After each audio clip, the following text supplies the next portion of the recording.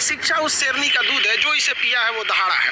और आप अगर दहाड़ना चाहते हैं तो शिक्षा के सिवा कोई रास्ता नहीं है आपको, फिर सब हर कदम पे लोग आपको दबा। कलाम साहब ने भी कहा था कि किसी देश का भविष्य किसी कॉलेज के अंतिम बेंच पर बैठा हुआ विद्यार्थी के देख कर बता सकते हैं। ये भी होना कोई पाप नहीं है। एक रेस के घोड़ा को अगर आप देखिएगा ना, तो रेस पे घोड़े पे जो बैठा होता है घुड़सवार, उस घोड़े को बहुत मारता है, इतना तकलीफ देता है कि घोड़ा को समझ में नहीं आता है कि हमको तकलीफ क्यों दे रहा है। लेकिन रियलिटी में देखिएगा ना, तो उसका मालिक उस घोड़े को जिताना चाहता है। तो उसी तरह हमारा मालिक भगवान है, अगर हमें गरीबी दे रहा है, तकलीफ दे रहा है ना, तो आप इससे घबराइए नहीं। रेस छोड़ के भाग जाइएगा तो क्या करेगा, वो तो आपको जिताना चाह रहा है। आप अगर कोई मूवी देखती हैं तो आपको 2 से ढाई घंटे की मूवी बड़ी अच्छे से याद हो जाती है, लेकिन आप कभी गौर कीजिएगा कि उस मूवी को बनाने वाला डायरेक्टर उस 2 घंटे की मूवी के लिए 2 साल से मेहनत कर रहा था, तब तो आपको याद हो गया ना।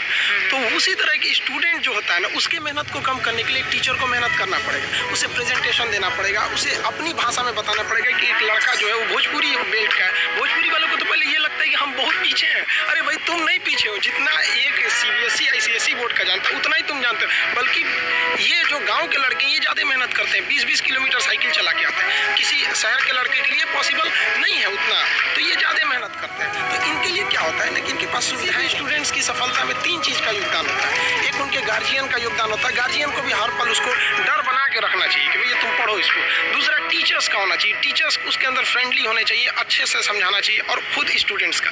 अगर ये तीनों का संयोग हो गया ना, तो दुनिया में ऐसा कोई चीज़ नहीं है जिसे जीता नहीं जा सकता। जिस दिन हिंदुस्तान का लड़का इस एनर्जी के साथ स्कूल में जाएगा, जिस एनर्जी से वो सिनेमा घर में जाता है किसी मूवी को देखने के लिए, उस दिन ये देश बदल जाएगा। और ये पक्का बदलेगा, ये मेरा पूर्ण विश्वास है। थोड़ा वक्त लगेगा, लेकिन ऐसा नहीं है कि बदलेगा नहीं। पढ़ाई इतना दिलचस्प चीज़ होता है ना कि आपको 1 घंटे का क्लास कब खत्म हो जाएगा पता ही नहीं चलेगा, बशर्ते टीचर्स उस माहौल में देखा होती है। पढ़ाई की 2 चीज़ें होती हैं। एक टीचर जो होता है ना, वो तो पढ़ लिया, उसका लेवल बहुत ऊपर है, और जो स्टूडेंट है ना, वो तो अभी शुरुआत कर रहा है, तो उसका लेवल बहुत नीचे है। बड़ा अंतर होता है ना, ये 2 चीज़ों में समन्वय बनाना, जैसे सुई में धागा डालना, दोनों को एक लाइनर होना जरूरी है, तो ही जाएगा।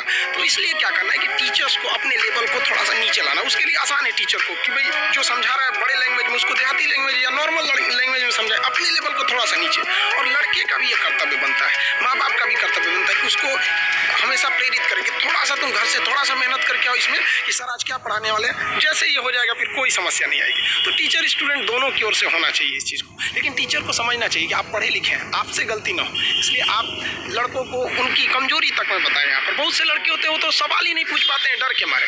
ये नहीं होना चाहिए, क्योंकि वो टीचर को टीचर समझ रहा है। लेकिन अगर टीचर को जिस दिन वो दोस्त समझने लगेगा ना, वो सवाल पूछेगा। और अगर वो सवाल नहीं पूछ रहा है तो आप क्या कर रहे हैं? 130 करोड़ जनसंख्या में आप एक मानव संसाधन को खराब कर रहे हैं अपने विद्यालय में बैठा के। वो सवाल नहीं पूछा तो क्या करें? मेरे लाइफ का एक ही प्लान है कि भाई जो स्टूडेंट्स है ना, स्टूडेंट्स ये इस देश को बदल सकते हैं।